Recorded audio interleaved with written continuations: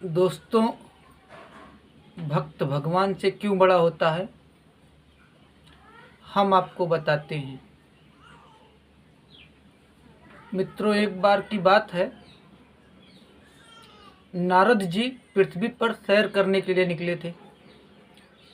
तो पृथ्वी पर नारद जी देख रहे हैं, सब जगह इंसान अपने अपने कार्यों में व्यस्त है। किसी को किसी से कुछ कहने की फुर्सत ही नहीं है। भगवान को बहुत खुशी हुई।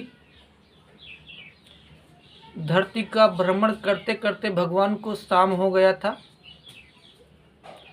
भगवान पहुंचते हैं जंगल में, जहां एक बुढ़ा और एक बुढ़िया, केवल दो ही प्राणी रहते थे। भगवान वहां रुके, सोचे रात भर यहाँ विश्राम कर लिया जाए, फिर इसके बाद आगे बढ़ा जाएगा। बुढ़ा बुढ़िया ने मिलकर बाबा की बहुत सेवा की, नारद भगवान की। नारद जी वहां से जब देवलोक के लिए चलने को निकले तो बोले, माता जी आपको जो मांगना है मांग लीजिए, मैं भगवान के पास जा रहा हूँ। बुढ़िया बेचारी बोली, हे भगवान, आपका दिया हुआ तो सब कुछ है मेरे पास, एक पुत्र की कामना है। नारद जी बोले, माते मैं जा रहा हूँ, भगवान से बोलूँगा। दोस्तों, नारद जी पहुँचे विष्णु जी के पास, बोले उस बुढ़िया को एक पुत्र देना है भगवान। विष्णु जी उसकी जब कुंडली देखे तो खाली थी, उसमें कुछ था नहीं। विष्णु जी ने नारद जी से कहा, नारद जी उसकी किस्मत में कुछ नहीं है, उसको कैसे मिलेगा। मित्रों, समय का चक्र आगे बढ़ता गया। भगवान की माया कोई नहीं जानता। टहलते टहलते एक फकीर उसी बुढ़िया के द्वार पर आया। भगवान की माया उसको भी वहां पे शाम हो गई थी। वो रुका वहीं पे। माताजी और बूढ़े दादाजी ने बहुत सेवा की फकीर की। सुबह हुई, फकीर के जाने का टाइम हुआ। फकीर माताजी से बोला, माताजी जो कुछ मांगना है मांग लीजिए, ये फकीर की जुबान है। बूढ़ी माता बोली, हे फकीर बाबा, भगवान नहीं दे पाए, आप कैसे देंगे। फकीर बोला, माताजी ये फकीर की जुबान है, अगर भगवान नहीं दे पाए हैं तो उनको देना पड़ेगा। मित्रों, बुढ़िया बोली, हे फकीर बाबा, एक पुत्र की कामना है। उस फकीर ने कहा, जाओ माते, कुछ समय बाद आपको पुत्र रत्न की प्राप्ति होगी। समय का चक्र और आगे बढ़ा। बुढ़िया को पुत्र उत्पन्न हुआ। जब समय का चक्र आगे बढ़ता गया, नारद जी फिर पृथ्वी पर सैर करने के लिए निकले। अब सैर करते करते उसी जंगल में नारद जी को शाम हो गई। नारद जी सोच रहे हैं,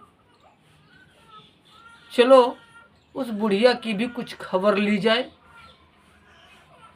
मित्रों, नारद जी वहां गए, देख रहे हैं एक बालक आंगन में खेल रहा है।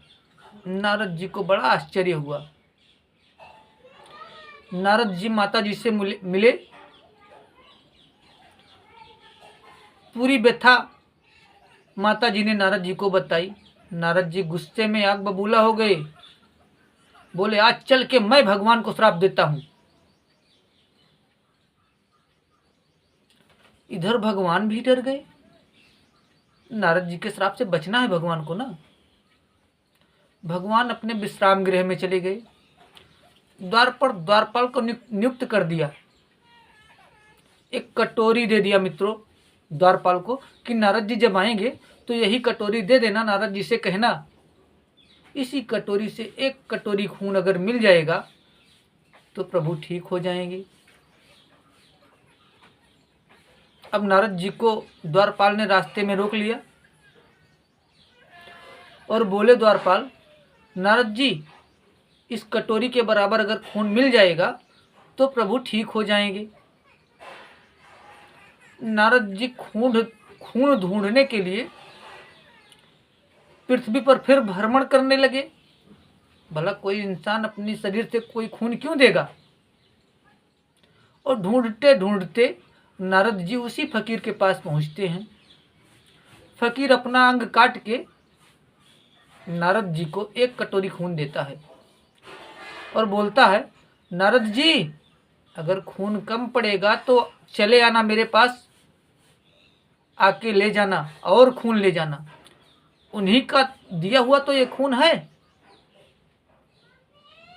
नारद जी खून ले करके देवलोक पहुंचते हैं। इस बार द्वारपाल नहीं मिला नारद जी को। द्वारपाल तो भगवान के संग अठखेलिया करता हुआ मिला।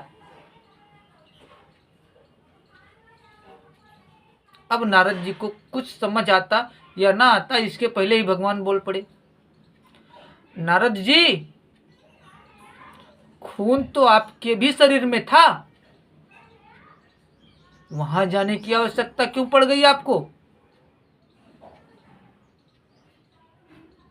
आप यहीं पे खून दे देते। अब नारद जी आप बताओ वो बड़ा या आप बड़े। मित्रों नारद जी भगवान प्रभु से क्षमा याचना करते हुए बोले, हे भगवान वो बड़ा, आप उसी की लाज रखिए, मैं आपसे क्षमा प्रार्थी हूँ। ये वीडियो आप लोगों को पसंद आएगा तो कमेंट में जय माता दी या जय श्री हरि विष्णु या जय नारद भगवान, जो कुछ आप लोगों को लिखना होगा वो कमेंट में लिख दीजिएगा, लाइक कर दीजिएगा। इस वीडियो को शेयर जरूर कीजिएगा मेरे प्यारे मित्रों, ताकि यह जानकारी और लोगों को भी प्राप्त हो। जय माता दी।